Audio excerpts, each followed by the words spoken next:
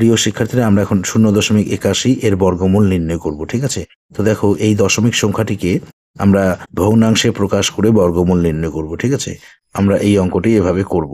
0.81 এর আমরা বর্গমূল নির্ণয় করব, সমান সমান দেব। আমরা এখানে এই 81 প্রথমে লিখব। ঠিক আছে, উপরে এই বাইয়ের উপরে আমরা 81 লিখলাম। এই রুট ওভার চিহ্ন দিতে হবে, নিচে রুট ওভার চিহ্ন দিতে হবে। এখন এই যে দশমিক উঠিয়ে দেব। ঠিক আছে, দশমিক উঠিয়ে দেওয়ার জন্য একটি 1 লিখতে হবে। দশমিকের ডান দিকে দুটি অঙ্ক রয়েছে বা দুটি সংখ্যা রয়েছে, তো এই দুটি অঙ্ক বা দুটি সংখ্যার জন্য দুটি শূন্য লিখতে হবে। এই সমান সমান। এখন আমরা আবার এই বাই চিহ্ন দেব, দিয়ে এই উপরে আমরা রুট ওভারটি একটু বড় করে লিখব।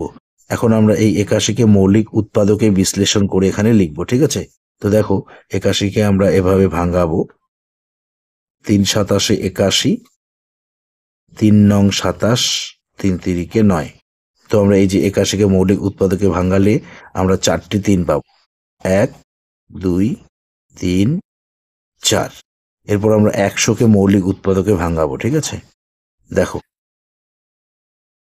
আমরা 2 বাদ দেব 50, 2 × 100, 2 বাদ দেব 25, 5 বাদ দেব 5 × 5 = 25। আমরা এখানে পাচ্ছি দুটি 2 আর দুটি 5, একটি দুটি, একটি দুটি। এখন সমান সমান দিতে হবে। এখন আমরা এখানে প্রথমে বাই চিহ্ন দিই। এই দুটি 3-এর জন্য একটি 3 লিখতে হবে, এই দুটি 3-এর জন্য একটি 3 লিখতে হবে, এবং নিচে এই যে দুটি 2-এর জন্য একটি 2 লিখব, আর দুটি 5-এর জন্য একটি 5 লিখব। এই সমান সমান। এখন আমরা এই 3 আর 3 গুণ করব। 3 3-এ গুণ করলে আমরা পাবো 9, 5 আর 2 গুণ করলে পাবো আমরা 10।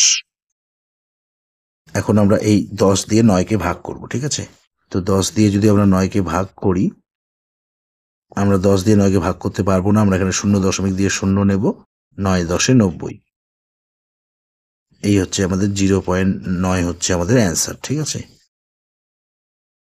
সুতরাং 0.81 এর বর্গমূল হলো এই 0.9।